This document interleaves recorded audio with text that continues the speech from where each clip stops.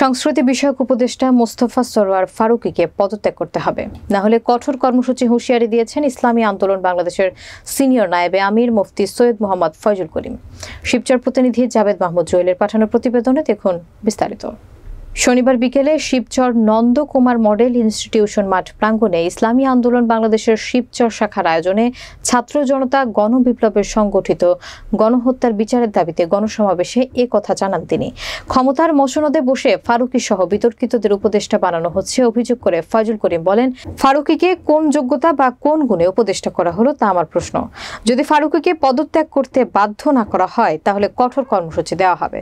তিনি আরো বলেন, আওয়ামী লীগ এবং বিএনপির মধ্যে পার্থক্য নেই যে ফ্যাসিস্টের বিরুদ্ধে এদেশের মানুষ আন্দোলন করেছে। চিহ্নিত একটি রাজনৈতিক দল তাদের সঙ্গে হাত মিলিয়ে এদেশের শহীদদের সঙ্গে বেইমানি করছে। গণসমাবেশে বিশেষ অতিথি হিসেবে উপস্থিত ছিলেন বাংলাদেশ ফরাজি আন্দোলনের সভাপতি হাফেজ মাওলানা আব্দুল্লাহ মোহাম্মদ হাসান পীর সাহেব বাহাদুরপুর, ইসলামী আন্দোলন বাংলাদেশ কেন্দ্রীয় দপ্তর সম্পাদক লোকমান হোসেন জাফরি, শিবচর ওলামা ঐক্য পরিষদের সভাপতি আলহাজ হজরত মাওলানা আকরাম হুসাইন সহ আরো অনেকে।